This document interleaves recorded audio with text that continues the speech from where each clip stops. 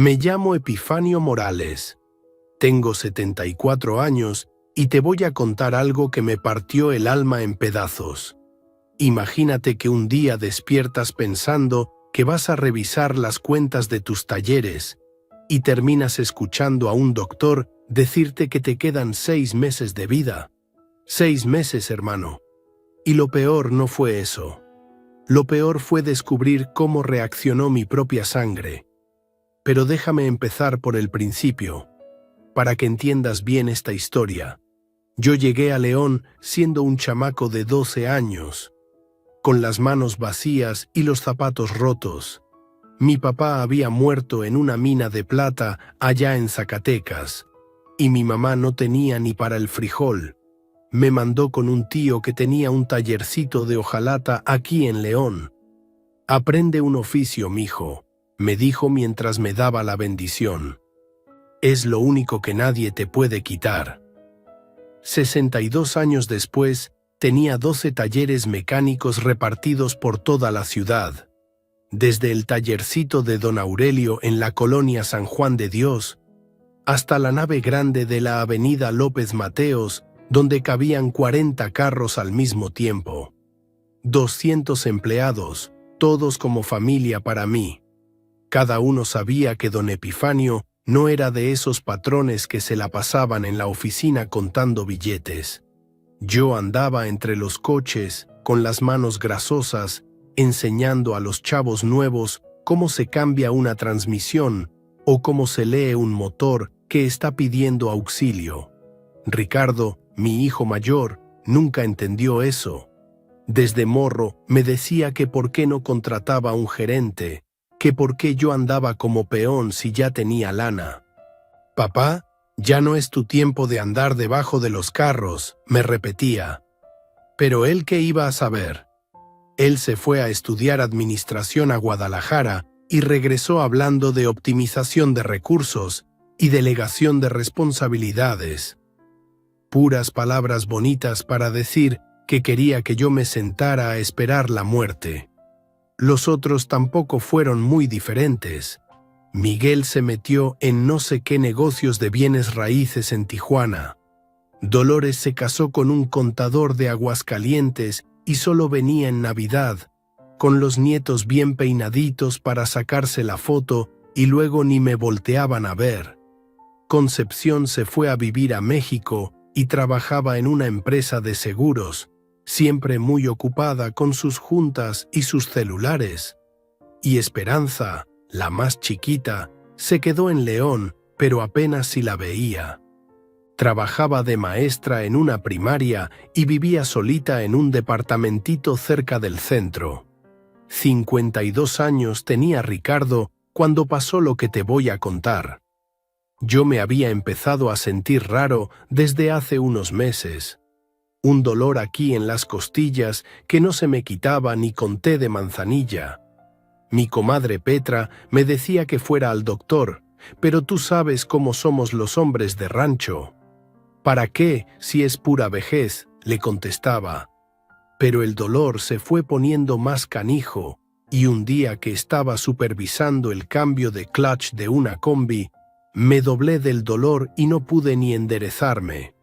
Tomás, mi mecánico de más confianza, el que llevaba conmigo desde que era un chamaco de 16 años, me vio y sin preguntarme nada, me agarró del brazo.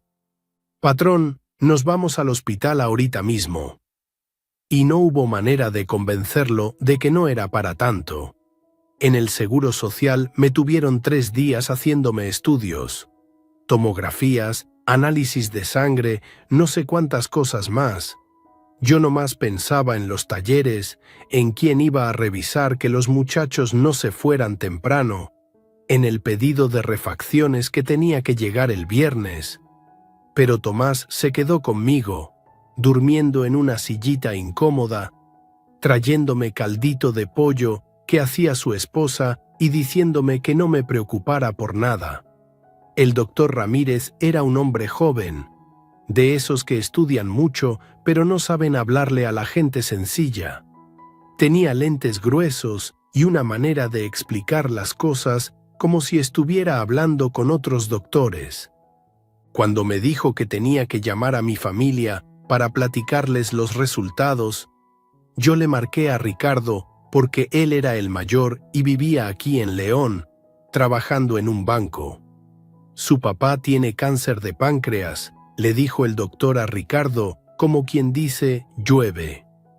Es un tumor muy agresivo y por desgracia ya está muy avanzado. Con las metástasis que vemos en el hígado y los pulmones, le calculamos unos 6 meses de vida, tal vez menos. Yo sentí como si me hubieran aventado un balde de agua helada. 6 meses. Medio año.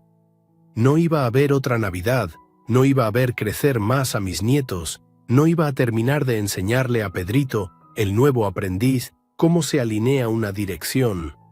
Pero lo que más me dolió fue ver la cara de Ricardo. No era de tristeza, no era de susto, era como de alivio. Como cuando por fin te dicen cuánto va a costar la reparación de tu carro y ya no tienes que estar adivinando. ¿Estás seguro, doctor?, le preguntó Ricardo. ¿No hay tratamiento? ¿Quimioterapia? El doctor Ramírez movió la cabeza. A esta edad y con esta extensión del tumor, la quimioterapia solo lo haría sufrir más. Lo mejor es que esté cómodo, con su familia, el tiempo que le quede. Y ahí fue cuando vi a Ricardo sacar su celular. Ni siquiera esperó a que saliéramos del consultorio. Miguel, soy yo. Tienes que venir a León. No, no puede esperar. Es papá, tiene cáncer. 6 meses, dice el doctor. Sí, necesito que vengas ahorita. Habla tú a Dolores y yo le marco a Concepción. Después me acompañó a la casa, pero no se quedó mucho rato. Papá, necesito hacer unas llamadas para organizarme en el trabajo. Voy a pedir permiso para estar más tiempo contigo. Pero yo sabía que no eran llamadas al trabajo. Escuché cuando le marcó a su esposa. Ya está confirmado, Norma. 6 meses máximo. Necesito que busques los papeles del testamento que tiene papá, el que hizo hace 5 años. Los siguientes 3 días fueron como una película de terror, pero de esas que no puedes dejar de ver, aunque sepas que te va a doler. Miguel llegó el martes en la tarde desde Tijuana, con 2 maletas grandes como si se fuera a quedar una temporada. Lo primero que me preguntó no fue cómo me sentía, sino dónde tenía guardados los papeles importantes. Para estar preparados para cualquier cosa, papá. Dolores llegó el miércoles con su marido Aurelio y los 2 nietos. Los chamaquitos se veían incómodos, como si les hubieran dicho que se iban a quedar en casa de un desconocido. Ella se puso a revisar la casa, abriendo cajones y armarios. Papá, ¿dónde tienes las escrituras de la casa? Es importante que sepamos dónde está todo. Concepción fue la que más me dolió.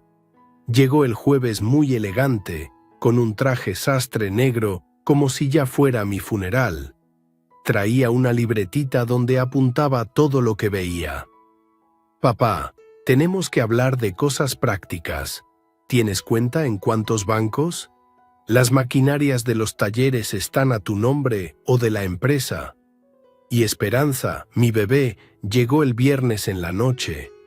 Venía llorando y me abrazó como cuando era chiquita y tenía pesadillas. Pero hasta ella, después de un rato, me preguntó si ya tenía todo en orden para cuando llegara el momento. Los 5 se instalaron en mi casa como si ya fuera de ellos. Ricardo se adueñó de mi recámara, diciendo que necesitaba estar cerca por si me sentía mal en las noches. Miguel puso sus cosas en el cuarto de visitas. Las muchachas se acomodaron en los otros cuartos. Mi propia casa ya no se sentía mía. Y empezaron las conversaciones que creían que yo no escuchaba. Cuando me iba a recostar en las tardes, ellos se quedaban en la sala hablando en voz baja. Pero las paredes de adobe de mi casa son delgadas y yo tengo buen oído todavía. Los talleres son lo que más vale, decía Ricardo. Según el contador, generan como 2 millones de pesos al mes. Sí, pero hay que ver las deudas, contestaba Miguel. Y todos esos empleados, tal vez convenga vender todo y repartir el dinero en efectivo. La casa vale por lo menos 3 millones, apuntaba Dolores. Está en muy buena zona. Y las cuentas de banco no las sabemos ni nosotros, agregaba Concepción. Papá siempre fue muy reservado con eso. Solo Esperanza a veces trataba de cambiar la conversación. ¿No les parece que deberíamos estar pensando en cómo hacer que papá esté más cómodo? Pero los otros la callaban rápido.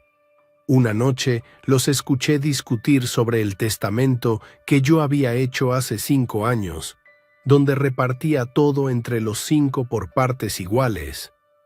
Ricardo decía que él debería tener una parte más grande por ser el mayor y por haberse quedado en León. Miguel argumentaba que él había puesto un negocio y necesitaba más capital. Las mujeres querían que fuera parejo, pero también empezaron a pelear entre ellas sobre qué le tocaba a cada quien.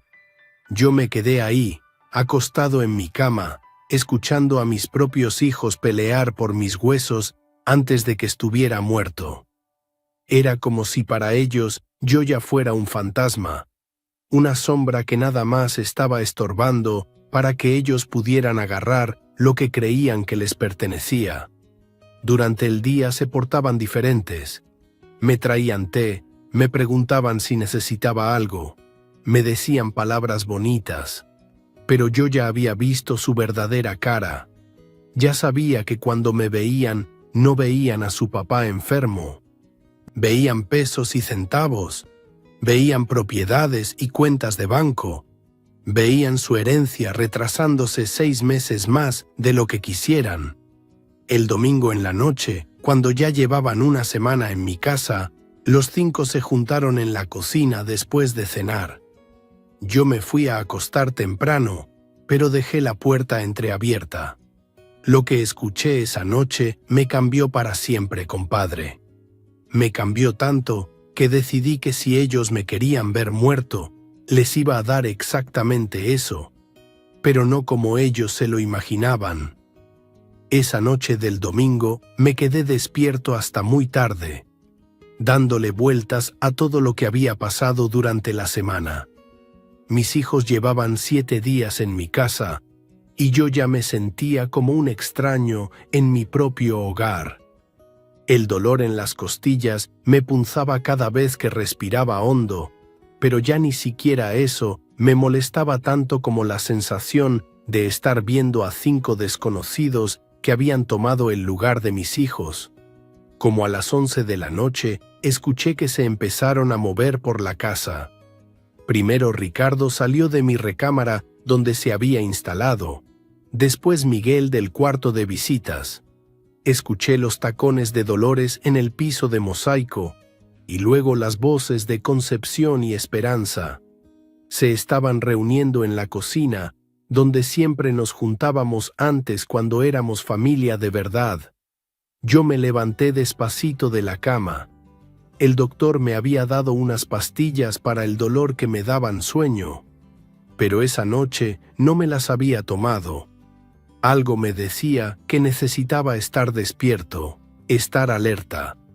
Me puse las pantuflas y caminé hasta la puerta de mi cuarto. La dejé apenas entreabierta, lo suficiente para poder escuchar, pero sin que se diera cuenta nadie. Bueno, escuché la voz de Ricardo. Ya estamos todos.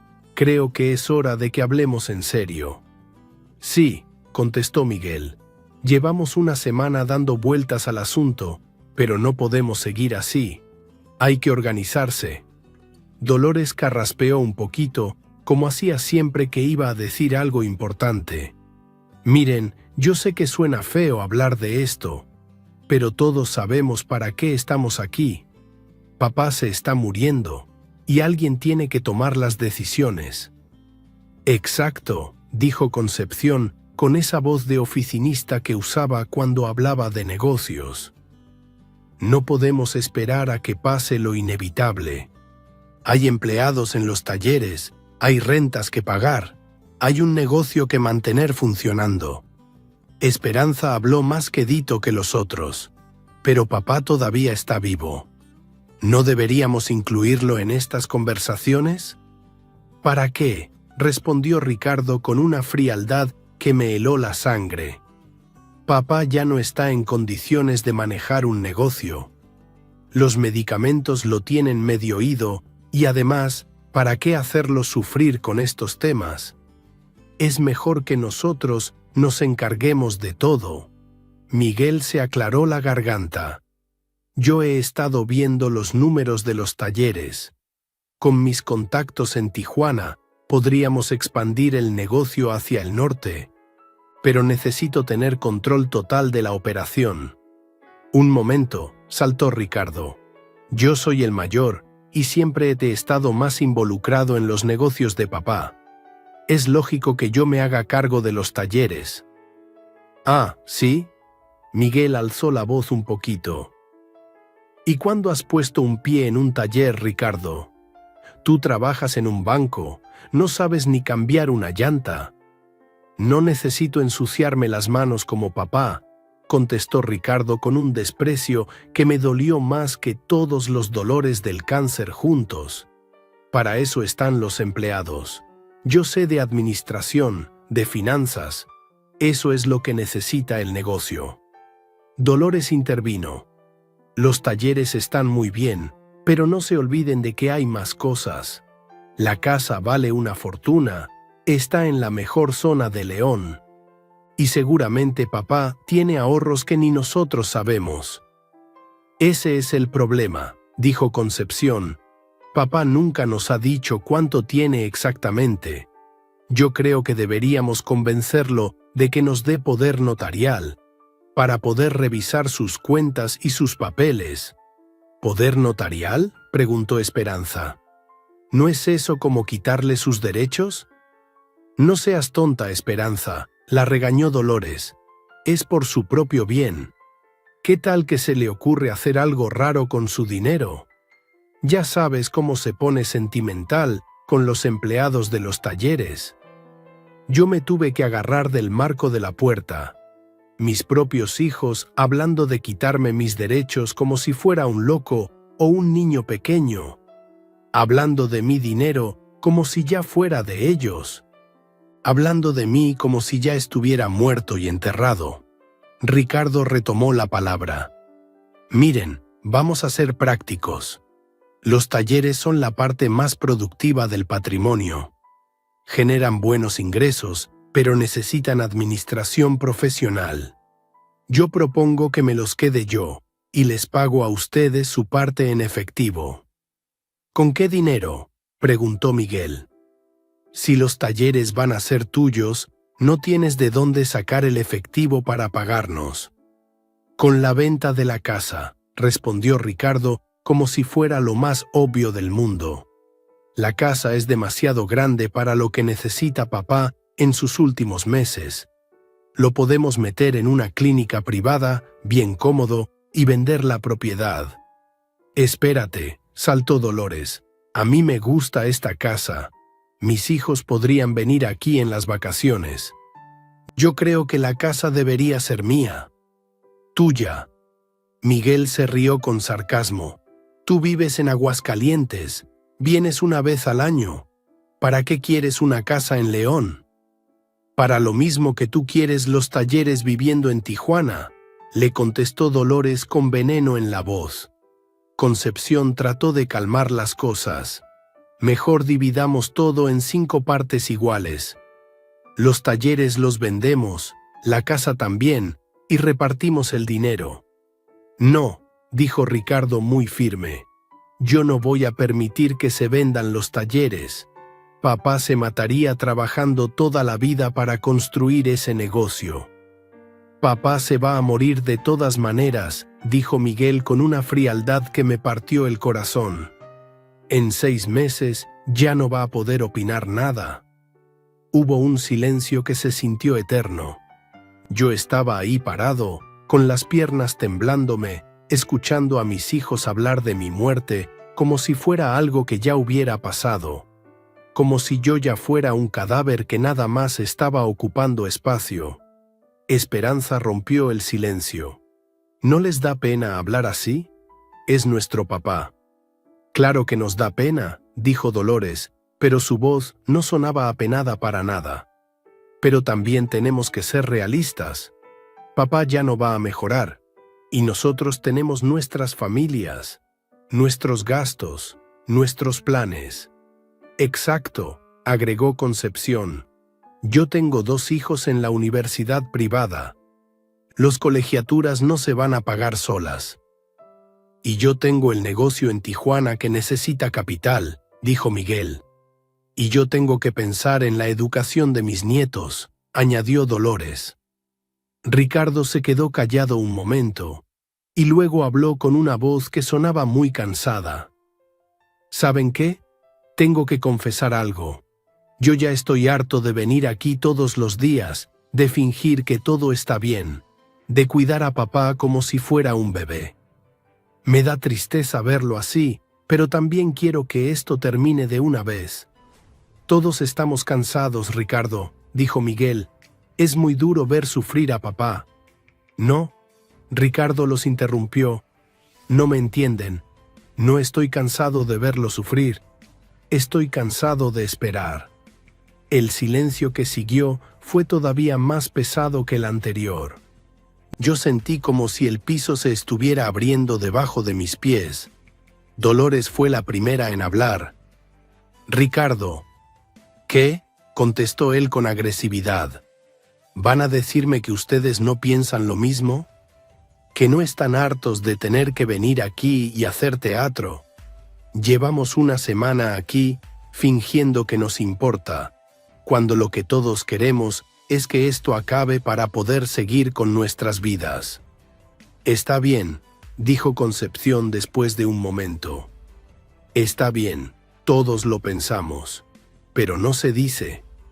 ¿Por qué no se dice?, preguntó Dolores. Estamos entre familia. Papá está sufriendo, nosotros estamos sufriendo. 6 meses van a ser eternos, para él y para nosotros. Miguel suspiró profundo. Ojalá fuera más rápido. A mí me da pena decirlo, murmuró Dolores. Pero sí, ojalá fuera más rápido. Ya no puedo seguir pidiendo permisos en el trabajo. Ya gasté todo mi dinero de vacaciones viniendo para acá. ¿Y para qué? Si no podemos hacer nada más que verlo empeorar día tras día. El problema es que papá es muy terco, dijo Concepción. Igual y se alarga más de los 6 meses que dijo el doctor. Ustedes saben cómo es, no se rinde fácil. Por eso les digo que hay que actuar rápido, insistió Ricardo. Hay que conseguir el poder notarial antes de que se ponga peor, antes de que ya no pueda ni firmar. ¿Y si no quiere firmarlo?, preguntó Esperanza. Lo convencemos, dijo Miguel. Le decimos que es para facilitarle las cosas, para que no tenga que preocuparse por los negocios. Yo puedo hablar con él, ofreció Concepción. Soy buena para convencer a la gente en el trabajo. Dolores se rió bajito. ¿Convencer? Más bien es engañar. Como sea, dijo Concepción, el punto es que necesitamos tener control de todo antes de que sea demasiado tarde. O antes de que papá haga alguna tontería, agregó Ricardo. Ya saben cómo se pone sentimental. Igual y se le ocurre dejarle algo a los empleados de los talleres o hacer alguna donación rara. Dios nos libre, murmuró Miguel. Después de todo lo que hemos esperado, que se le ocurra repartir la herencia entre extraños. Esperanza volvió a intentar. Pero los empleados de papá no son extraños. Tomás lleva con él como 40 años. Esperanza, la cortó Ricardo con dureza. Tomás es un empleado. Nosotros somos la familia. La sangre de papá somos nosotros. Sí, pero... Nada de peros, dijo Dolores. Nosotros somos los que tenemos derecho. Nosotros somos los que hemos estado aquí cuando papá nos ha necesitado. Yo no pude evitar hacer un ruidito, algo entre suspiro y gemido. Me dolía tanto el alma que se me escapó. «¿Qué fue eso?», preguntó Miguel. «Ha de ser papá», dijo Concepción. Seguro se despertó. «Voy a ver», dijo Ricardo. Yo corrí lo más rápido que pude hasta mi cama y me metí entre las cobijas, cerrando los ojos y tratando de respirar normal. Escuché los pasos de Ricardo acercándose a mi cuarto. «¿Papá?», susurró. «¿Estás bien?». Yo me hice el dormido, respirando profundo como si estuviera en sueño pesado. Ricardo se quedó ahí parado como un minuto. Después regresó a la cocina. «Está dormido», les dijo a los otros, «pero mejor sigamos hablando más bajito». Pero yo ya no quise escuchar más. Ya había oído suficiente para toda una vida. Me quedé ahí acostado, con los ojos cerrados pero bien despierto, sintiendo cómo se me partía el corazón en pedacitos. Mis hijos me querían muerto. No era que estuvieran tristes por mi enfermedad y tratando de prepararse para lo inevitable. No era que estuvieran preocupados por mi sufrimiento. Me querían muerto porque era más conveniente para ellos. Porque vivo era un estorbo, un gasto, una molestia que tenían que fingir que los importaba. Y lo peor de todo era que ya tenían todo planeado. Ya habían decidido cómo repartirse mis cosas. Ya habían decidido engañarme para quitarme mis derechos. Ya habían decidido que yo era un viejo tonto al que había que manipular antes de que hiciera alguna tontería. Esa noche no dormí nada, compadre. Me quedé ahí, mirando el techo, sintiéndome más solo que nunca en toda mi vida, pero también sintiéndome cada vez más enojado. Si mis hijos me querían ver muerto, si para ellos yo ya no existía como persona, sino como una herencia que estaba tardando demasiado en llegar, entonces les iba a dar exactamente lo que querían. Iba a morirme para ellos. Pero no como ellos se lo esperaban. A la mañana siguiente me desperté sintiendo algo que no había sentido en mucho tiempo. Claridad. Una claridad fría, como cuando estás arreglando un motor y de repente entiendes exactamente dónde está el problema y qué tienes que hacer para solucionarlo. Me levanté de la cama más temprano que de costumbre, a pesar de que había pasado toda la noche en vela. El dolor en las costillas seguía ahí, punzándome cada vez que respiraba, pero ya no me importaba tanto. Tenía algo más importante en qué pensar. Mis hijos seguían durmiendo. La casa estaba en silencio, ese silencio pesado de cuando hay secretos flotando en el aire. Me fui a la cocina y me preparé un café bien cargado, de esos que mi difunta Esperanza me regañaba que me iban a matar antes de tiempo. Qué ironía, ¿verdad? Ahora resulta que no era el café lo que me iba a matar. Mientras tomaba mi café, mirando por la ventana hacia el patio donde había plantado un limonero, cuando Ricardo era chiquito, empecé a armar mi plan. Si mis hijos creían que yo ya estaba muerto, si para ellos yo no era más que una herencia que se tardaba demasiado en llegar, entonces les iba a enseñar lo que era perder a su papá de verdad. Pero no podía hacer nada desde mi casa, no con los 5 ahí vigilándome como zopilotes esperando a que se muera una res. Necesitaba salir, necesitaba ir a algún lugar donde pudiera pensar y actuar sin que ellos se dieran cuenta. Y sabía exactamente a quién llamar. Como a las 7 de la mañana marqué a Tomás. Él siempre llegaba temprano a abrir el taller principal. Desde hace 40 años tenía esa costumbre. Era el único hombre en quien podía confiar completamente. El único que me había visto construir todo esto ladrillo por ladrillo. El único que sabía lo que significaba cada tuerca y cada herramienta de mis talleres. «¿Patrón?», contestó Tomás con esa voz ronca de hombre que ha trabajado toda la vida respirando humo de escape. ¿Cómo se siente? ¿Pasó algo? Tomás, le dije bajito, para que no me escucharan los que estaban durmiendo, necesito que vengas por mí. Pero sin hacer ruido, sin que se den cuenta mis hijos. ¿Está bien, patrón? ¿No se siente mal? Me siento mejor que nunca, Tomás. Pero necesito salir de aquí. Te espero en la esquina de mi casa en media hora. Y trae tu camioneta, no la mía. Tomás no hizo preguntas. Esa era una de las cosas que más me gustaban de él. Cuando había trabajo que hacer, simplemente lo hacía. Ahí estaré, patrón. Me bañé rápido y me puse mi ropa de todos los días. La camisa de cuadros y el pantalón de mezclilla que usaba para ir a los talleres. No la ropa de enfermo que Ricardo había insistido que usara. Esos pijamas tristes que parecían mortaja. Si iba a hacer lo que tenía planeado, lo iba a hacer vestido como Epifanio Morales, no como un moribundo.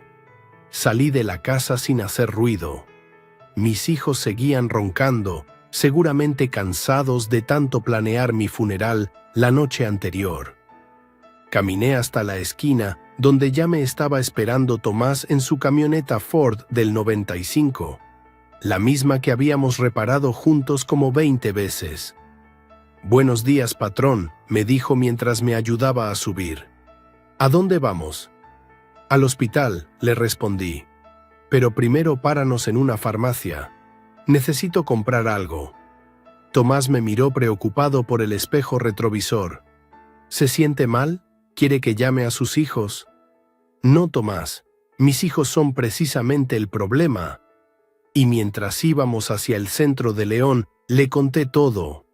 Le conté lo que había escuchado la noche anterior, cómo mis propios hijos estaban esperando que me muriera para poder repartirse mis cosas, cómo hablaban de mí como si ya fuera un cadáver. Tomás apretó el volante con más fuerza. Yo lo conocía bien y sabía que estaba enojado. Tomás había visto crecer a mis hijos, los había cargado cuando eran chiquitos.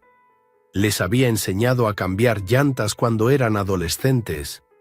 Para él también era como si fuera familia. «No puedo creerlo, patrón», murmuró después de que le terminé de contar todo. Yo sabía que sus hijos no venían mucho por acá, pero no sabía que fueran así de... «Hijos de la chingada», completé yo.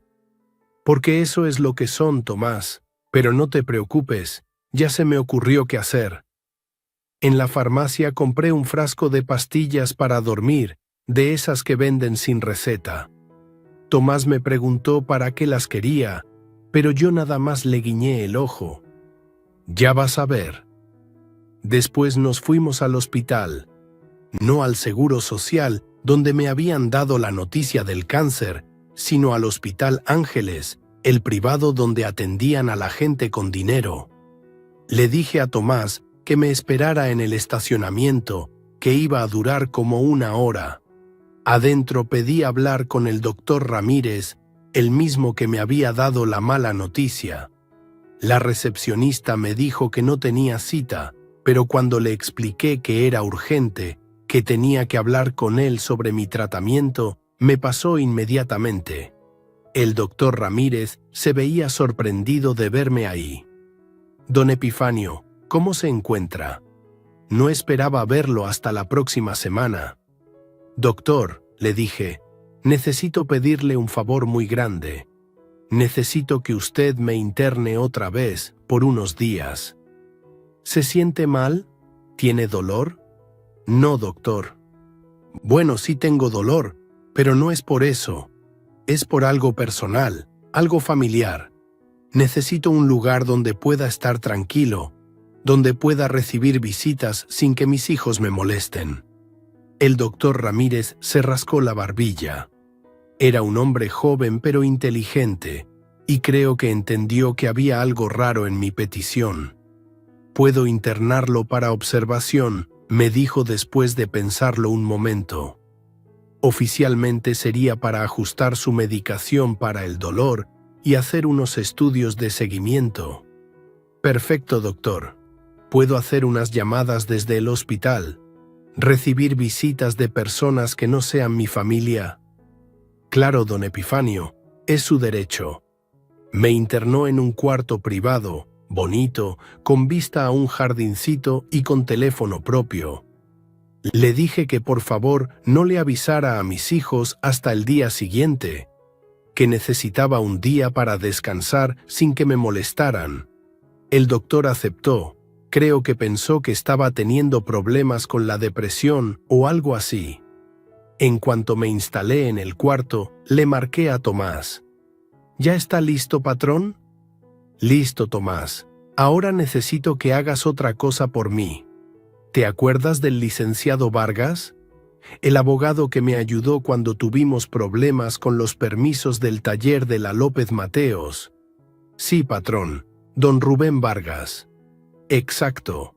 Márcale y dile que necesito verlo urgentemente, que venga al hospital hoy en la tarde y que traiga un notario, porque vamos a hacer un testamento nuevo. ¿Un testamento nuevo, patrón? Así es, Tomás. Y tú vas a ser una de las personas más importantes en ese testamento. Tomás se quedó callado un momento. Patrón, yo no necesito nada. Usted ya me ha dado trabajo toda la vida. Ya me ha dado más de lo que merezco. Tomás, le dije, tú eres más hijo mío que mis propios hijos. Tú has estado conmigo en las buenas y en las malas. Tú eres el que se merece todo lo que yo he construido. Por la tarde, como a las 4, llegaron el licenciado Vargas y el notario. Rubén Vargas era un hombre mayor, de unos 60 años, con bigote gris y anteojos. Lo conocía desde hacía como 20 años, y siempre había sido honesto conmigo. El notario era más joven, un señor muy formal con traje y corbata. Don Epifanio, me dijo el licenciado Vargas después de que le expliqué la situación. ¿Está usted seguro de esto? Es un cambio muy drástico. Licenciado, le contesté, nunca he estado más seguro de algo en toda mi vida. Le dicté el Nuevo Testamento palabra por palabra. Todo bien pensado, todo bien planeado. Primero, todos mis talleres, las 12 naves con todas sus herramientas, maquinarias, inventario y clientela, se los dejaba en cooperativa a mis trabajadores. Tomás sería el presidente de la cooperativa, el encargado de administrar todo. Los otros mecánicos, los soldadores, los electricistas, los de la refaccionaria, todos iban a ser socios por partes iguales.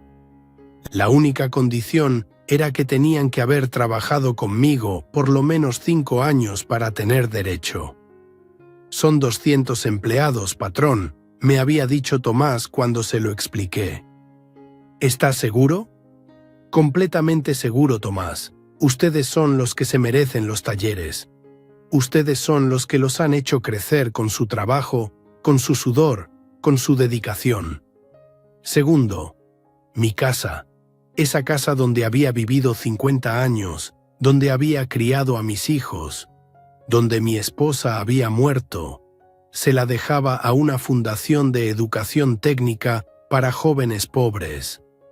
La iban a convertir en una escuela donde los muchachos sin recursos pudieran aprender oficios, mecánica, soldadura, electricidad, plomería, todo lo que yo había aprendido de chamaco y que me había servido para salir adelante. Quiero que lleve el nombre de mi esposa, le dije al licenciado. Fundación Esperanza Morales para la Educación Técnica. Tercero, todas mis cuentas de banco, todos mis ahorros, todas mis inversiones, todo el dinero que había juntado en 60 años de trabajo, lo ponía en un fideicomiso. Un fondo especial con una condición muy particular para mis hijos. ¿Cuál es esa condición, don Epifanio?, me preguntó el notario. Que cualquiera de mis 5 hijos que quiera recibir su parte de la herencia tiene que trabajar 5 años completos en uno de mis talleres, como mecánico común y corriente, ganando el mismo sueldo que cualquier empleado, sin privilegios especiales. 5 años completos, de lunes a sábado, con las manos en la grasa, aprendiendo lo que significa ganarse la vida con trabajo honrado. El licenciado Vargas silbó bajito. «Don Epifanio, ¿eso es justo?», lo interrumpí. «Sí, licenciado. Es perfectamente justo. Mis hijos quieren mi dinero sin haberse ganado ni un peso. Quieren heredar sin haber dado nada a cambio. Pues ahora van a tener que demostrar que se lo merecen. ¿Y si ninguno acepta la condición? Entonces el dinero se va también a la fundación, para becas de estudio y para equipar los talleres de la escuela». El licenciado y el notario se miraron entre sí. Creo que nunca habían visto un testamento como ese. «Don Epifanio», me dijo Vargas, «tengo que preguntarle, ¿está usted haciendo esto porque está molesto con sus hijos? Porque si es así, tal vez debería pensarlo más tiempo». «Licenciado», le contesté, «yo no estoy molesto, estoy decepcionado. Hay una diferencia muy grande. Cuando te molestas, se te pasa. Cuando te decepcionas, ya no hay vuelta atrás». Le conté todo lo que había escuchado la noche anterior. Cómo mis hijos habían hablado de mí como si ya fuera un cadáver. Cómo habían planeado quitarme mi poder para manejar mis propias cosas. Cómo habían dicho que querían que me muriera rápido para no tener que seguir fingiendo que les importaba. Mis hijos me mataron anoche, licenciado. No físicamente, pero sí me mataron como padre. Ahora ellos van a tener que decidir si quieren resucitar como hijos de verdad o si prefieren seguir siendo lo que son, extraños que esperan una herencia. El notario terminó de escribir todo. Me leyó el testamento completo para asegurarme de que todo estuviera como yo quería. Firmé cada página, puse mis huellas, firmaron los testigos, todo legal, todo en orden. Una cosa más, le dije al licenciado antes de que se fueran. Quiero que este testamento se mantenga en secreto hasta después de mi muerte. Pero si yo mejoro, si logro vivir más tiempo del que dijeron los doctores, quiero que ustedes tengan copias guardadas en lugares seguros. ¿Piensa usted que sus hijos van a tratar de impugnar el testamento? Estoy seguro de que lo van a hacer, licenciado. Pero también estoy seguro de que no van a poder hacer nada. Todo está bien hecho, ¿verdad? Perfectamente bien hecho, don Epifanio. Este testamento es totalmente válido y legal. Después de que se fueron el abogado y el notario, me quedé solo en mi cuarto del hospital. Por primera vez en muchos días me sentía en paz. Había hecho lo correcto. No era venganza lo que había hecho, era justicia. Mis hijos iban a recibir exactamente lo que se merecían, la oportunidad de ganarse mi respeto y mi herencia con trabajo honesto. Si de verdad me querían, si de verdad valoraban lo que yo había construido, entonces no les iba a costar trabajo aceptar mi condición. Pero si lo único que querían era dinero fácil, entonces se iban a quedar con las manos vacías. Esa noche dormí mejor que en muchas semanas. El dolor del cáncer seguía ahí, pero ya no me molestaba tanto, porque ahora sabía que, pasara lo que pasara conmigo, mis talleres iban a quedar en buenas manos. La gente que de verdad los merecía, la gente que había sudado para hacerlos crecer, iba a ser la que se beneficiara. Y si alguno de mis hijos tenía tantita vergüenza, si alguno de ellos recordaba lo que les había enseñado sobre el valor del trabajo, entonces tal vez todavía había esperanza de recuperar a un hijo de verdad. Al día siguiente temprano llamé a Ricardo para decirle que estaba internado. Como me esperaba, Llegaron todos corriendo al hospital, muy preocupados, muy cariñosos. Pero yo ya sabía la verdad. Ya había visto sus verdaderas caras. Ahora solo tenía que esperar a que se desarrollara el plan. 3 semanas después de que hice mi testamento secreto, Tomás llegó al hospital con una cara que no le había visto nunca. Traía un folder lleno de papeles y una esperanza en los ojos que me recordó a cuando era chamaco. «Patrón», me dijo sentándose en la silla junto a mi cama, «tengo que contarle algo. He estado investigando sobre su enfermedad, preguntando, buscando información». Yo lo miré con curiosidad. Tomás nunca había sido de meterse en cosas que no entendía, pero ahí estaba, con esos papeles como si fuera doctor. «Hay un tratamiento nuevo», continuó, «algo experimental que están haciendo en el Hospital Universitario de Guadalajara. Se llama inmunoterapia. No es quimioterapia normal, es diferente». Me explicó que había hablado con un doctor de allá, que le habían dicho que aunque mi cáncer estaba avanzado, había casos donde este tratamiento había funcionado. No eran muchos, pero había algunos.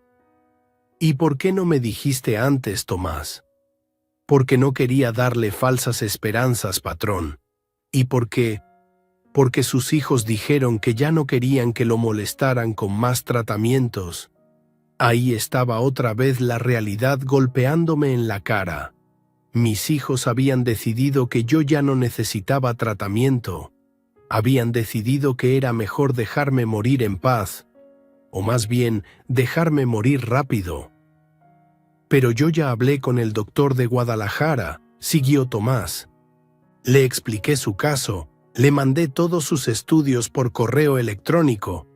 Dice que sí es candidato para el tratamiento». Sin decirme nada más, sin pedir permiso a nadie, Tomás había estado trabajando para salvarme la vida, mientras mis propios hijos estaban esperando que me muriera. «¿Cuándo podemos ir?», le pregunté. «Mañana mismo, si usted quiere. Yo tengo todo listo. Mi camioneta está en perfectas condiciones para el viaje. Tengo dinero ahorrado para los gastos, y mi comadre Refugio tiene una casa en Guadalajara donde nos podemos quedar». Al día siguiente salimos rumbo a Guadalajara sin decirle nada a mis hijos. Dejé una nota diciendo que había ido a buscar una segunda opinión médica, pero no especifiqué dónde. Que se preocuparan tantito, igual que yo me había preocupado toda la vida por ellos. El tratamiento fue duro, no te voy a mentir. 3 meses de idas y venidas a Guadalajara, 3 meses de medicinas que me hacían sentir como si tuviera gripa todo el tiempo, 3 meses de estudios y análisis y doctores hablando en términos que no entendía. Pero Tomás se quedó conmigo todo ese tiempo. Durmió en sillones de hospital, comió comida fría de máquinas expendedoras, gastó sus ahorros en gasolina y medicinas. Se portó más como hijo que mis 5 hijos juntos. Y el milagro pasó, hermano.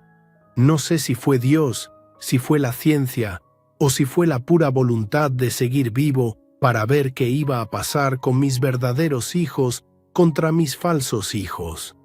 Pero el tratamiento funcionó. Los doctores no podían creerlo. El tumor se había reducido casi 80%. Las metástasis en el hígado habían desaparecido completamente. Los pulmones estaban limpios. Yo seguía teniendo cáncer, pero ya no era una sentencia de muerte. Era algo con lo que podía vivir años, tal vez muchos años. «Es increíble, don Epifanio», me dijo el doctor Hernández, el oncólogo de Guadalajara. «En 30 años de carrera, he visto muy pocos casos como el suyo». Su cuerpo respondió de manera excepcional. Durante esos 3 meses en Guadalajara, mis hijos llamaron algunas veces al Hospital de León preguntando por mí. El doctor Ramírez les decía que estaba estable, que no había cambios significativos. No era mentira, técnicamente hablando. Pero tampoco les decía que yo no estaba ahí. Cuando regresé a León, después de 3 meses de tratamiento, me sentía como nuevo hombre. Había perdido peso, tenía la piel un poco amarillenta por las medicinas, pero tenía energía. Tenía ganas de vivir, y sobre todo, tenía ganas de ver las caras de mis hijos cuando me vieran aparecer. En lugar de ir directo a mi casa, le dije a Tomás que me llevara al taller principal, el de la avenida López Mateos. Quería ver a mis muchachos, quería sentir otra vez el olor a aceite y gasolina, quería escuchar el ruido de las herramientas y los motores. Cuando llegamos, eran como las 10 de la mañana. Los trabajadores estaban en plena actividad. Carros subidos en los elevadores, mecánicos con la cabeza metida en los motores, soldadores haciendo chispas en el fondo del taller, todo funcionando como reloj. Bajé de la camioneta despacio, sintiendo todavía un poquito de debilidad en las piernas. Caminé hacia la entrada principal. El primero que me vio fue Pedrito, el chamaco nuevo que había empezado a trabajar conmigo justo antes de enfermarme. «Don Epifanio», gritó, y se le cayó la llave que tenía en la mano. «Don Epifanio está aquí». Uno por uno, todos los trabajadores fueron dejando lo que estaban haciendo y acercándose. Vi en sus caras algo que no había visto en las caras de mis hijos en mucho tiempo: alegría genuina. Alegría de verme vivo, de verme de pie, de verme ahí con ellos otra vez. «Patrón», me dijo Chuy, uno de los soldadores más viejos, «no lo esperábamos tan pronto. ¿Cómo se siente?» «Me siento bien, Chuy. Me siento como si hubiera regresado de la muerte». Y era cierto. Me sentía exactamente así, como si hubiera muerto y hubiera resucitado. Pero no había resucitado para todos. Para mis verdaderos hijos, para la gente que de verdad me quería, había resucitado. Para los otros, para los que me querían ver muerto, todavía estaba muerto. Nos quedamos platicando como 1 hora. Me contaron cómo habían estado funcionando los talleres, qué problemas habían tenido, qué carros interesantes habían llegado a reparar. Tomás había estado viniendo todos los días para supervisar, pero los muchachos se habían organizado solos muy bien. «Don Epifanio», me dijo Raúl, el encargado de la refaccionaria, «todos hemos estado rezando por usted. Todas nuestras familias han estado rezando». Eso me llegó al corazón. La gente sencilla, la gente trabajadora, había estado pidiendo por mi salud. Mientras mis hijos estaban pidiendo que me muriera rápido, mis verdaderos hijos estaban pidiendo que me salvara. Como a las 11:30 decidí ir a mi casa. Tenía que enfrentar la realidad. Tenía que ver a mis 5 hijos y decirles que su papá muerto había resucitado. Tomás me llevó hasta la esquina de mi casa. «¿Quiere que me quede, patrón?» «No, Tomás, esto lo tengo que hacer solo». Caminé despacio hacia mi casa. Era una mañana bonita, con sol pero no muy caluroso, con un airecito fresco que se sentía bien en la cara. Me detuve en la puerta y respiré hondo. Sabía que lo que iba a pasar en los próximos minutos cambiaría todo para siempre. Toqué el timbre. Escuché pasos adentro, voces, alguien preguntando quién era. Ricardo abrió la puerta. Cuando me vio, se quedó paralizado. Su cara pasó por todas las emociones posibles en 2 segundos. Sorpresa, confusión, susto y algo que podría haber sido alegría si no hubiera sabido lo que yo sabía. «Papá», murmuró. «Papá, ¿estás vivo?», completé yo. «Sí, Ricardo, estoy vivo». En ese momento llegaron los otros. Miguel saliendo de la cocina con una taza de café en la mano. Dolores bajando las escaleras. Concepción saliendo del cuarto que había sido mío. Esperanza apareciendo desde el patio, todos con las mismas caras de shock, todos tratando de procesar que su herencia con patas había regresado caminando por su propia cuenta. «Papá», gritó Esperanza y corrió a abrazarme. De todos, ella era la que mejor actuaba, la que más convincente se veía en su papel de hija preocupada. «¿Dónde has estado?», me preguntó Miguel. «Llevamos 3 meses sin saber nada de ti. El doctor del hospital decía que estabas estable, pero nunca pudimos visitarte». «¿Cómo te sientes?», agregó Dolores. «Te ves diferente, más flaco, pero como más, no sé, más fuerte». «Me siento muy bien», les dije. «De hecho, me siento mejor que en mucho tiempo. Los doctores dicen que el tratamiento funcionó, que el tumor se redujo muchísimo, que puedo vivir años, muchos años todavía». El silencio que siguió fue como el silencio que hay antes de que estalle una bomba. Yo podía ver en sus caras que estaban tratando de calcular qué significaba esto para sus planes. ¿Años? ¿Muchos años? Eso no estaba en sus cálculos. Eso es maravilloso, papá», dijo Ricardo, pero su voz sonaba como si estuviera leyendo un papel que no había ensayado bien. «Sí», agregó Concepción, «es una bendición. Todos estamos muy contentos». Pero yo podía ver en sus ojos que no estaban contentos. Estaban calculando, reorganizando, tratando de entender cómo esta nueva realidad afectaba sus planes de herencia. «¿Sabes qué?», les dije. «Creo que deberíamos celebrar. ¿Por qué no llaman al licenciado Vargas?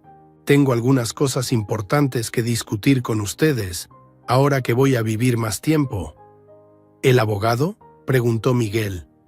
«¿Para qué necesitas al abogado?». «Pues para actualizar algunas cosas legales. Ya saben, ahora que mi situación cambió, hay cosas que tengo que ajustar». Los 5 se miraron entre sí. Yo podía casi escuchar sus cerebros trabajando, tratando de descifrar qué estaba pensando yo. «Está bien, papá», dijo Ricardo, «si eso es lo que quieres». Esa misma tarde vino el licenciado Vargas a la casa. Llegó con su portafolio de cuero y su cara seria de abogado que sabe secretos importantes. «Buenas tardes, don Epifanio», me dijo, y yo vi en sus ojos una pequeña sonrisa. Él sabía lo que venía. «Me da mucho gusto verlo tan recuperado». Mis 5 hijos se sentaron en la sala, como jurado esperando un veredicto. Todos muy atentos, todos muy serios. «Licenciado», les dije, «como ya saben, hace unos meses hice mi testamento cuando pensaba que me iba a morir pronto. Pero ahora que voy a vivir más tiempo, creo que es importante que mis hijos conozcan mis últimas voluntades». «Por supuesto, don Epifanio». El licenciado Vargas sacó los papeles y empezó a leer. Primero la parte de los talleres, que se quedarían en cooperativa para los trabajadores bajo la administración de Tomás. Ricardo se puso blanco. ¿Qué? ¿Los talleres para los empleados? Después la parte de la casa, que se convertiría en escuela técnica. Miguel se levantó de su silla. ¿La casa? ¿Nuestra casa familiar? Y finalmente, la parte del dinero. El fideicomiso con la condición de los 5 años trabajando como mecánicos. Dolores empezó a llorar, pero no de tristeza, de coraje. «Esto es imposible. Tú no puedes hacer esto». Concepción se quedó muda, calculando números en su cabeza. Y Esperanza, mi pequeña Esperanza, me miró con una expresión que no pude descifrar. «Esto es una locura», gritó Ricardo. «Papá, tú no estás bien. Esas medicinas te tienen confundido». «Los talleres son nuestros por derecho», agregó Miguel. «Somos tus hijos, tu sangre». «El dinero es nuestro», dijo Dolores entre sollozos de rabia. «Hemos esperado toda la vida. No puedes dárselo a extraños». «Son empleados, papá», insistió Concepción. «Gente que trabajó para ti, No contigo. Pero yo me quedé callado, dejando que el licenciado terminara de leer todo. Cada palabra, cada condición, cada detalle. Esto es todo, dijo el licenciado cuando terminó. ¿Hay alguna pregunta? Sí hay preguntas, explotó Ricardo. La pregunta es cómo podemos anular esta cosa. Mi papá no está en sus cabales. Su papá está perfectamente cuerdo, respondió el licenciado con voz tranquila. Este testamento se hizo con todas las formalidades legales. Hay testigos, hay evaluación psicológica, hay todo lo que se requiere. Los siguientes días fueron como una guerra en mi propia casa. Mis hijos no se iban, pero tampoco me hablaban como hijos.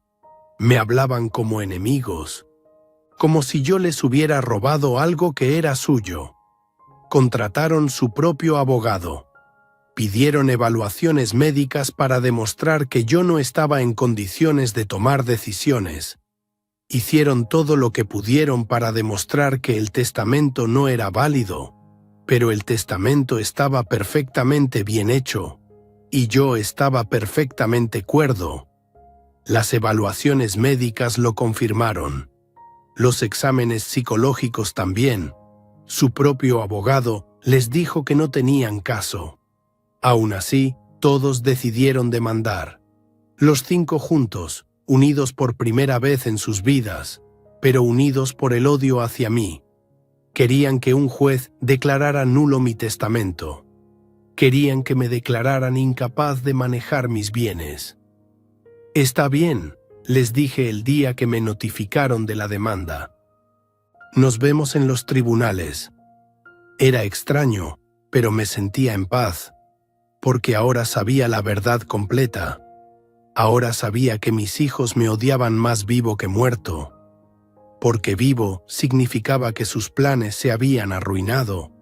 Vivo significaba que tenían que esperar más tiempo. Vivo significaba que tal vez nunca iban a recibir lo que creían que merecían. Pero también sabía que les había dado una oportunidad de demostrarme que podían ser hijos de verdad. 5 años trabajando conmigo, 5 años aprendiendo lo que yo había aprendido, 5 años ganándose mi respeto. Ninguno la tomó, ni uno solo. Todos prefirieron el camino del pleito, del odio, de la pelea legal. Menos uno, menos Esperanza, que se quedó callada durante todo el escándalo, que no firmó la demanda con los otros, que me miraba con una expresión que todavía no sabía cómo interpretar. El juicio duró 6 meses. 6 meses donde mis 4 hijos mayores desfilaron por el juzgado como si fueran los damnificados, como si yo fuera un viejo loco que les había robado su futuro. Su abogado, un tipo joven con traje caro y sonrisa falsa, argumentaba que las medicinas del cáncer me habían afectado el cerebro, que no estaba en condiciones de tomar decisiones importantes.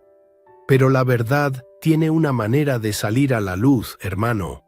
Los doctores que me habían tratado vinieron a declarar. El doctor Hernández de Guadalajara explicó que mi mente estaba perfectamente clara, que el tratamiento no había afectado mis capacidades mentales en absoluto. El psicólogo que me había evaluado dijo que mis respuestas habían sido coherentes, racionales, y que había demostrado pleno conocimiento de las consecuencias de mis decisiones. Y luego pasó algo que mis hijos no se esperaban. Los trabajadores de mis talleres empezaron a llegar al juzgado. Uno por uno, sin que nadie se los pidiera, vinieron a contar su versión de la historia. Tomás fue el primero en subir al estrado. Con su ropa de trabajo limpia y sus manos ásperas de tanto trabajar, les contó al juez y al jurado cómo había visto crecer a mis hijos, cómo nunca habían mostrado interés por los talleres, cómo durante mi enfermedad ni uno solo había venido a preguntar por el negocio o por los empleados. En 40 años trabajando con don Epifanio, declaró Tomás, He visto cómo sus hijos lo visitaban una vez al año, en Navidad, nada más para sacar fotos con los nietos. Pero cuando él se enfermó de cáncer, llegaron todos al mismo tiempo. Y no fue para cuidarlo, fue para ver qué podían agarrar. Chuy, el soldador, contó cómo durante los 3 meses que yo estuve en Guadalajara, ninguno de mis hijos había ido a supervisar los talleres. Se habían olvidado completamente del negocio. Solo les importaba cuando se trataba de repartirlo. Raúl habló de cómo Ricardo había ido una vez al taller principal preguntando cuánto valían las máquinas, como si ya estuviera haciendo inventario para vender todo. Y Pedrito, el chamaco más joven, contó algo que me partió el corazón. Dijo que un día había escuchado a Miguel hablando por teléfono, diciendo que ojalá pudieran vender los talleres rápido porque toda esa gente trabajadora era un problema que había que resolver. El abogado de mis hijos trató de desacreditar a los testigos, diciendo que eran empleados leales que dirían cualquier cosa para proteger sus trabajos. Pero cuando 30 personas diferentes cuentan la misma historia, cuando 30 familias diferentes hablan de la misma falta de amor, es difícil argumentar que todos están mintiendo. La parte más dolorosa del juicio fue cuando el abogado de mis hijos los puso a declarar a cada uno. Ahí, bajo juramento, tuvieron que admitir cosas que nunca me habían dicho en la cara. Ricardo confesó que había estado planeando vender los talleres desde antes de que me dieran el diagnóstico. Mi papá ya estaba viejo para manejar un negocio tan grande, dijo, como si tener 74 años fuera un crimen. Miguel admitió que había venido a León no para cuidarme, sino porque su negocio en Tijuana estaba en problemas y necesitaba dinero. Esperaba poder usar mi parte de la herencia para salvar mi empresa. Declaró sin ninguna pena.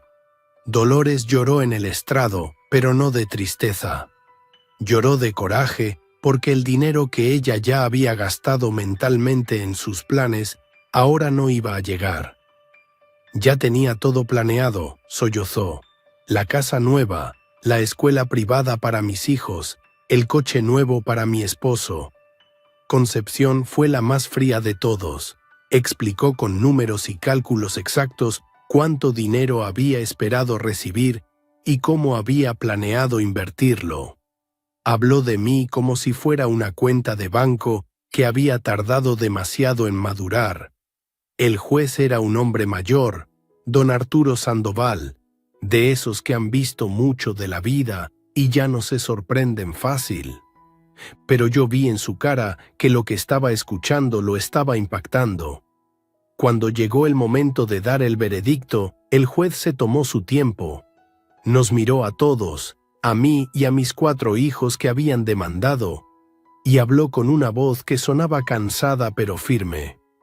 En 30 años como juez, dijo, he visto muchos casos de familias peleando por herencias, pero pocas veces he visto un caso donde la evidencia sea tan clara sobre las verdaderas motivaciones de las partes involucradas. Confirmó que mi testamento era completamente válido, que yo estaba en plenas facultades mentales cuando lo hice, que mis decisiones estaban basadas en observaciones reales del comportamiento de mis hijos, no en ninguna enfermedad mental.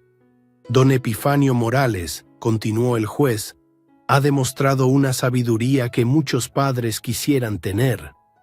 Ha puesto condiciones justas para que sus hijos demuestren si de verdad valoran lo que él construyó o si solo quieren dinero fácil. El juicio terminó con una victoria completa. Mis hijos perdieron en todos los puntos. El testamento quedó firme, intocable, válido para siempre. Esa misma tarde, cuando salimos del juzgado, Ricardo me miró con una frialdad que nunca le había visto. Espero que estés contento, papá. Acabas de perder 4 hijos.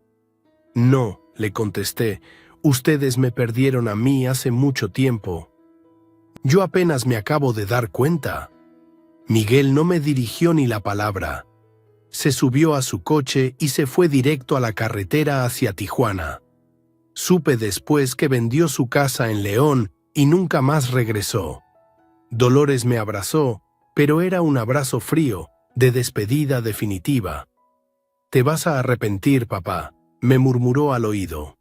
«Te vas a quedar solo, sin familia, y cuando seas realmente viejo y necesites ayuda, no vas a tener a quién llamar». Concepción ni siquiera se acercó.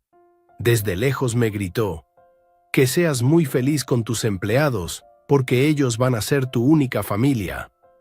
Los 4 se fueron de León en los días siguientes. Ricardo vendió su casa y se mudó a Guadalajara. Dolores regresó a Aguascalientes y me mandó decir con una vecina que no volvería a poner un pie en León mientras yo viviera. Concepción se fue a México y cambió hasta de número de teléfono. Solo Esperanza se quedó, pero se quedó callada, distante, como esperando algo que yo no sabía qué era. Durante casi 2 años vivimos en la misma ciudad, pero como extraños. Ella siguió dando clases en su escuela primaria. Yo seguí supervisando mis talleres, pero no nos veíamos casi nunca. Cuando nos encontrábamos en la calle, nos saludábamos con cortesía, pero sin cariño, sin la confianza que debe haber entre padre e hija. Yo pensé que había perdido a todos mis hijos, los 4 que se habían ido por coraje y la 5ª por decepción.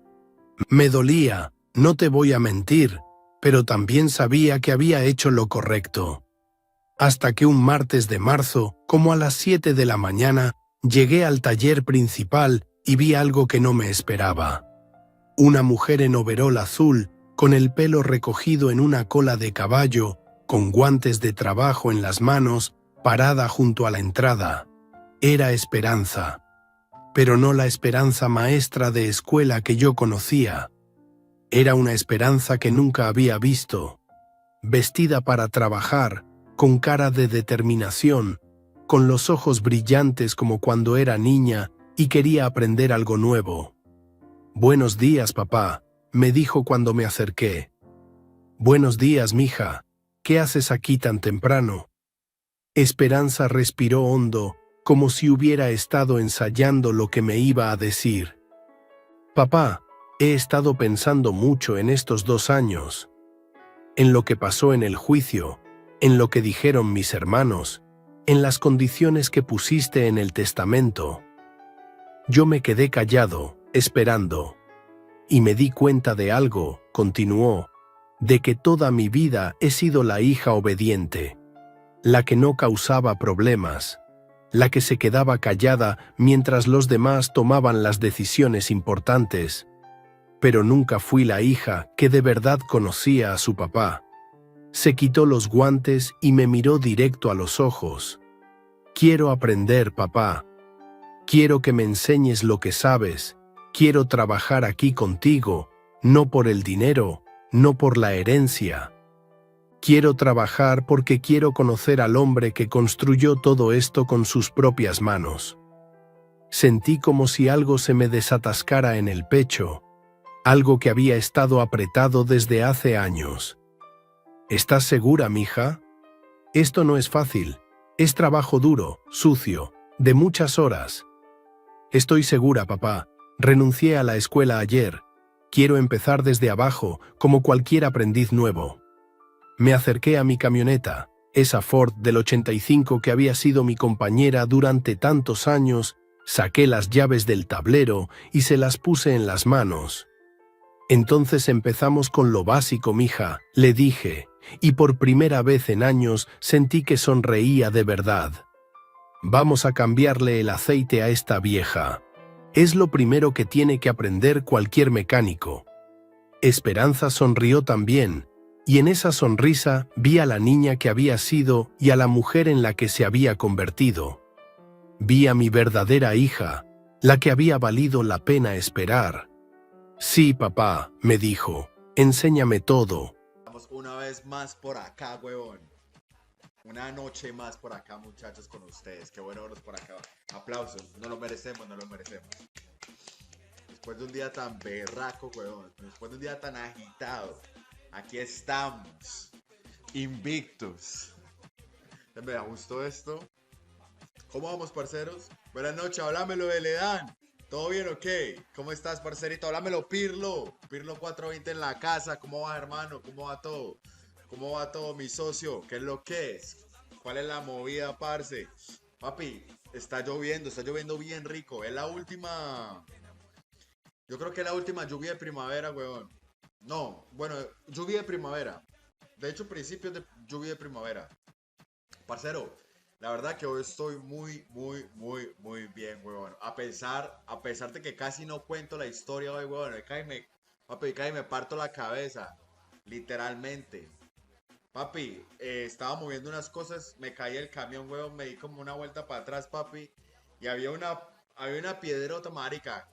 Por suerte que la cabeza no me cayó ahí, parce, pero sí me alcancé a doblar ¿cómo se llama eso? El tobillo, marica. Vamos una vez más por acá, weón. Una noche más por acá, muchachos, con ustedes. Qué bueno verlos por acá. Aplausos. No lo merecemos, no lo merecemos. Después de un día tan berraco, weón. Después de un día tan agitado. Aquí estamos. Invictus. Me gustó esto. ¿Cómo vamos, parceros? Buenas noches, háblamelo de Ledán. ¿Todo bien o qué? ¿Cómo estás, parcerito? Háblamelo, Pirlo. Pirlo 420 en la casa. ¿Cómo va, hermano? ¿Cómo va todo? ¿Cómo va todo, mi socio? ¿Qué es lo que es? ¿Cuál es la movida, parce? Papi, está lloviendo bien rico. Es la última. Yo creo que es la última lluvia de primavera, weón. No, bueno, lluvia de primavera. De hecho, principios de lluvia de primavera. Parcero, la verdad que hoy estoy muy bien, weón. A pesar de que casi no cuento la historia hoy, weón. Papi, cae me parto la cabeza. Literalmente. Papi, estaba moviendo unas cosas, me caí el camión, weón, me di como una vuelta para atrás, papi. Y había una piedrota, marica. Por suerte que la cabeza no me cayó ahí, parce, pero sí me alcancé a doblar ¿cómo se llama eso? El tobillo, marica. Vamos una vez más por acá, weón. Una noche más por acá, muchachos, con ustedes. Qué bueno verlos por acá. Aplausos. No lo merecemos, no lo merecemos. Después de un día tan berraco, weón. Después de un día tan agitado. Aquí estamos. Invictus. Me gustó esto. ¿Cómo vamos, parceros? Buenas noches, háblamelo de Ledán. ¿Todo bien o qué? ¿Cómo estás, parcerito? Háblamelo, Pirlo. Pirlo 420 en la casa. ¿Cómo va, hermano? ¿Cómo va todo? ¿Cómo va todo, mi socio? ¿Qué es lo que es? ¿Cuál es la movida, parce? Papi, está lloviendo bien rico. Es la última. Yo creo que es la última lluvia de primavera, weón. No, bueno, lluvia de primavera. De hecho, principios de lluvia de primavera. Parcero, la verdad que hoy estoy muy bien, weón. A pesar de que casi no cuento la historia hoy, weón. Papi, cae me parto la cabeza. Literalmente. Papi, estaba moviendo unas cosas, me caí el camión, weón, me di como una vuelta para atrás, papi. Y había una piedrota, marica. Por suerte que la cabeza no me cayó ahí, parce, pero sí me alcancé a doblar ¿cómo se llama eso? El tobillo, marica. Vamos una vez más por acá, weón. Una noche más por acá, muchachos, con ustedes. Qué bueno verlos por acá. Aplausos. No lo merecemos, no lo merecemos. Después de un día tan berraco, weón. Después de un día tan agitado. Aquí estamos. Invictus. Me gustó esto. ¿Cómo vamos, parceros? Buenas noches, háblamelo de Ledán. ¿Todo bien o qué? ¿Cómo estás, parcerito? Háblamelo, Pirlo. Pirlo 420 en la casa. ¿Cómo va, hermano? ¿Cómo va todo? ¿Cómo va todo, mi socio? ¿Qué es lo que es? ¿Cuál es la movida, parce? Papi, está lloviendo bien rico. Es la última. Yo creo que es la última lluvia de primavera, weón. No, bueno, lluvia de primavera. De hecho, principios de lluvia de primavera. Parcero, la verdad que hoy estoy muy bien, weón. A pesar de que casi no cuento la historia hoy, weón. Papi, cae me parto la cabeza. Literalmente. Papi, estaba moviendo unas cosas, me caí el camión, weón, me di como una vuelta para atrás, papi. Y había una piedrota, marica. Por suerte que la cabeza no me cayó ahí, parce, pero sí me alcancé a doblar el, ¿cómo se llama eso? El tobillo, marica. Vamos una vez más por acá, huevón. Una noche más por acá, muchachos, con ustedes. Qué bueno verlos por acá. Aplausos. No lo merecemos, no lo merecemos. Después de un día tan berraco, huevón. Después de un día tan agitado. Aquí estamos. Invictos. Me gustó esto. ¿Cómo vamos, parceros? Buenas noches, háblamelo de Ledán. ¿Todo bien o qué? ¿Cómo estás, parcerito? Háblamelo, Pirlo. Pirlo 420 en la casa. ¿Cómo va, hermano? ¿Cómo va todo? ¿Cómo va todo, mi socio? ¿Qué es lo que es? ¿Cuál es la movida, parce? Papi, está lloviendo bien rico. Es la última. Yo creo que es la última lluvia de primavera, weón. No, bueno, lluvia de primavera. De hecho, principios de lluvia de primavera. Parcero, la verdad que hoy estoy muy bien, weón. A pesar de que casi no cuento la historia hoy, weón. Papi, cae me parto la cabeza. Literalmente. Papi, estaba moviendo unas cosas, me caí el camión, weón, me di como una vuelta para atrás, papi. Y había una piedrota, marica. Por suerte que la cabeza no me cayó ahí, parce, pero sí me alcancé a doblar el, ¿cómo se llama eso? El tobillo, marica. Vamos una vez más por acá, weón. Una noche más por acá, muchachos, con ustedes. Qué bueno verlos por acá. Aplausos. No lo merecemos, no lo merecemos. Después de un día tan berraco, weón. Después de un día tan agitado. Aquí estamos. Invictos. Me gustó esto. ¿Cómo vamos, parceros? Buenas noches, háblamelo de Ledán. ¿Todo bien o qué? ¿Cómo estás, parcerito? Háblamelo, Pirlo. Pirlo 420 en la casa. ¿Cómo va, hermano? ¿Cómo va todo? ¿Cómo va todo, mi socio? ¿Qué es lo que es? ¿Cuál es la movida, parce? Papi, está lloviendo bien rico. Es la última. Yo creo que es la última lluvia de primavera, weón. No, bueno, lluvia de primavera. De hecho, principios de lluvia de primavera. Parcero, la verdad que hoy estoy muy bien, weón. A pesar de que casi no cuento la historia hoy, weón. Papi, cae me parto la cabeza. Literalmente. Papi, estaba moviendo unas cosas, me caí el camión, weón, me di como una vuelta para atrás, papi. Y había una piedrota, marica. Por suerte que la cabeza no me cayó ahí, parce, pero sí me alcancé a doblar el, ¿cómo se llama eso? El tobillo, marica. Vamos una vez más por acá, weón. Una noche más por acá, muchachos, con ustedes. Qué bueno verlos por acá. Aplausos. No lo merecemos, no lo merecemos. Después de un día tan berraco, weón. Después de un día tan agitado. Aquí estamos. Invictos. Me gustó esto. ¿Cómo vamos, parceros? Buenas noches, háblamelo de Ledán. ¿Todo bien o qué? ¿Cómo estás, parcerito? Háblamelo, Pirlo. Pirlo 420 en la casa. ¿Cómo va, hermano? ¿Cómo va todo? ¿Cómo va todo, mi socio? ¿Qué es lo que es? ¿Cuál es la movida, parce? Papi, está lloviendo bien rico. Es la última. Yo creo que es la última lluvia de primavera, weón. No, bueno, lluvia de primavera. De hecho, principios de lluvia de primavera. Parcero, la verdad que hoy estoy muy bien, weón. A pesar de que casi no cuento la historia hoy, weón. Papi, cae me parto la cabeza. Literalmente. Papi, estaba moviendo unas cosas, me caí el camión, weón, me di como una vuelta para atrás, papi. Y había una piedrota, marica. Por suerte que la cabeza no me cayó ahí, parce, pero sí me alcancé a doblar el, ¿cómo se llama eso? El tobillo, marica. Vamos una vez más por acá, weón. Una noche más por acá, muchachos, con ustedes. Qué bueno verlos por acá. Aplausos. No lo merecemos, no lo merecemos. Después de un día tan berraco, weón. Después de un día tan agitado. Aquí estamos. Invictos. Me gustó esto. ¿Cómo vamos, parceros? Buenas noches, háblamelo de Ledán. ¿Todo bien o qué? ¿Cómo estás, parcerito? Háblamelo, Pirlo. Pirlo 420 en la casa. ¿Cómo va, hermano? ¿Cómo va todo? ¿Cómo va todo, mi socio? ¿Qué es lo que es? ¿Cuál es la movida, parce? Papi, está lloviendo bien rico. Es la última. Yo creo que es la última lluvia de primavera, weón. No, bueno, lluvia de primavera. De hecho, principios de lluvia de primavera. Parcero, la verdad que hoy estoy muy bien, weón. A pesar de que casi no cuento la historia hoy, weón. Papi, cae me parto la cabeza. Literalmente. Papi, estaba moviendo unas cosas, me caí el camión, weón, me di como una vuelta para atrás, papi,